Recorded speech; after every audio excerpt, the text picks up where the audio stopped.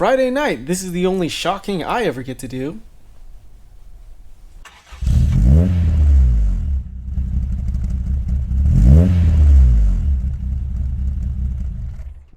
So I got some AE86 shocks from Annex Suspension. This is their newest revision of internal valving and pistons. So if you've bought Annex recently, this is exactly what you guys got, the latest and greatest stuff. I, on the other hand, did the hard work for all you guys, and I have set number 0 on my car, which means this is the very first set of Annex coilovers for the AE86 and also the very first set of valves. Needless to say, my stuff is far outdated and I've been dying for an upgrade, so it's late as hell today on Friday, but I really want to get this done. You can see I got the inside stuff, no serial numbers or anything on this. Alright, I'm going to start at the rears. I'm going to take all 4 of my adjusters off. And key, you want to take these off. There's 2 Allens on each side, because if you try to just impact this gun off, you're actually going to break part of the shock itself. So yeah, knob off first. 17mm, you absolutely need an impact gun to put these on. If you try to use a wrench, you're just going to keep spinning the shock shaft. So impact gun.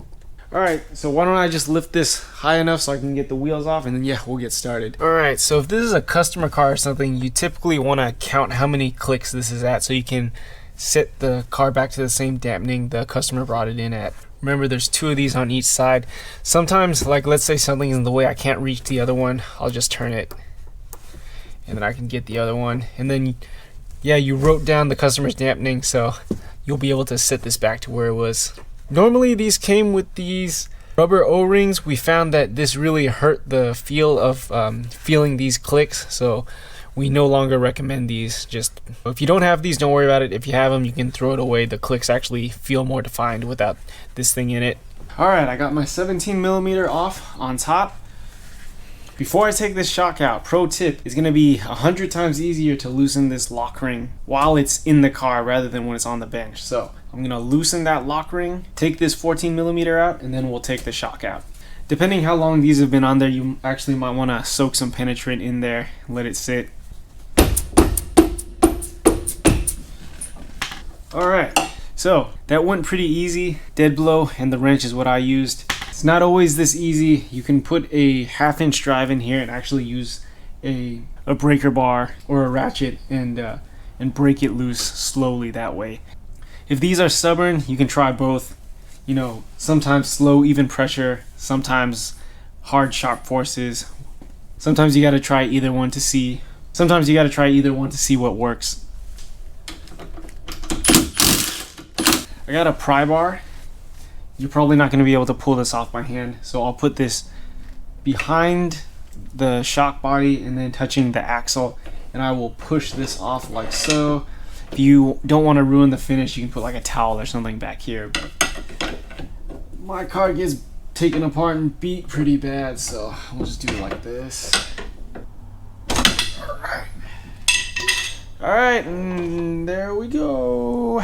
Oh yeah, so pro tip, you can put some zip ties on this dust boot.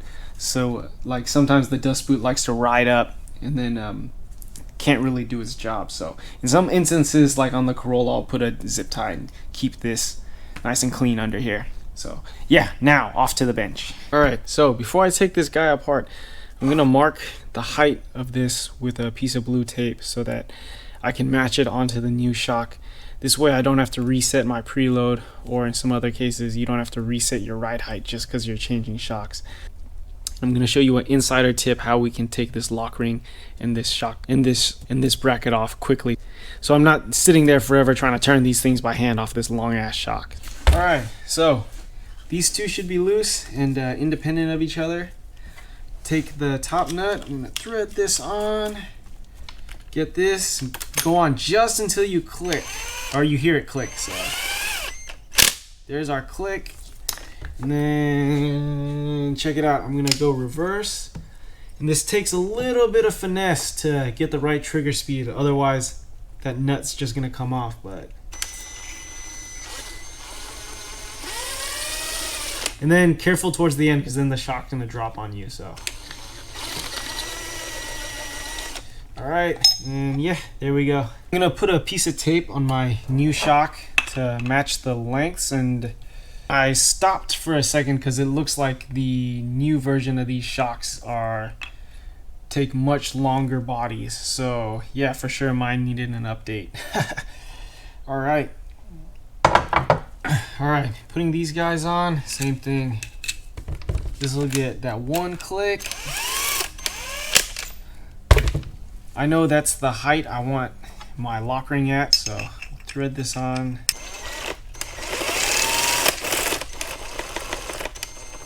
Just till we get there. Thread this guy on by hand first.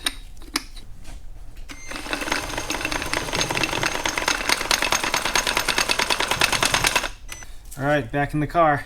So installing this guy back in is actually a little bit tricky, especially if you have your pinion angle set. So with a one-piece drive shaft, this angle is actually going to be pretty extreme. So that's tough because there's not that much compliance, whereas like other coilovers have this big bushing, which eases install, but then allows a lot of deflection. So I'll show you some stuff I've learned over the years putting in Corolla coilovers. So people do this a couple ways. You can install the bottom first and then either like wind this up and down, trying to line up the hole on top, or let's say you're swapping springs or something, you can leave the top nut connected and just disconnect the bottom. So a couple things, if the bottom's connected, you may have to push this towards the front of the car to get the hole to line up with the strut tower. More often than not, I'm actually taking the bottoms out so I can change springs or something. So why don't I show you that example? And then pro tip, if you're like me and you're always working by yourself, you can do stuff like this to hold the shock in there so you don't need a second pair of hands. We got our shock up here.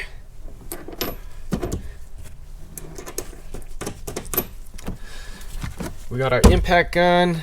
Again, you don't need a lot just until you probably see that bushing compress a little bit. So you don't want to go extremely hammer time on this 17 millimeter, but at the same time, this needs an impact gun. You can't use a ratchet or a wrench because otherwise this shaft is going to spin and this nut is not going to get tightened. Do this.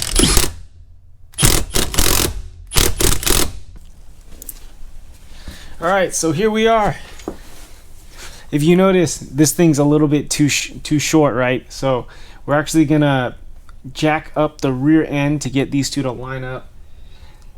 I still have these loose. I'm gonna put my bushing in the rear of this guy and then jack up.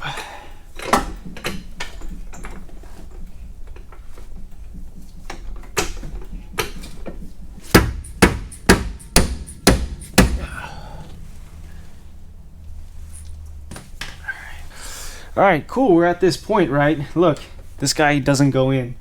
If you see, again, because of the pinion angle, this thing's closer to the bottom than the top. So we got this big gap on top and too small a gap on bottom. And that's, again, because this bushing deflection. So how do I get this thing in? Let me show you a cool tip.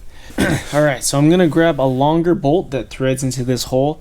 I'm gonna grab a big washer, put this about where I need it, and then put my bolt and washer and thread that guy in. Alright, I'm gonna slowly tighten this bolt, making sure that that little bottom eyelet piece is going in there as centered as possible.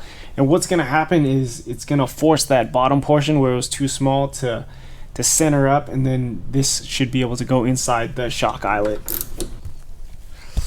So you can see that guy's in there. I should now be able to just put in my bolt and washer and get it the rest of the way in there. Yeah, this is the OEM washer. I got another washer behind it because this is like too long a bolt. My old bolt's probably, I vaguely remember one snapping and seizing in here at one point. So, but yeah, nice and smooth. There we go. All right, cool. So that's in there. 90 foot-pounds on this, and yeah, we should be good to go. That's one shock. I'm gonna do the other shock myself, and then once I'm done with both rear shock, we'll go tackle the fronts.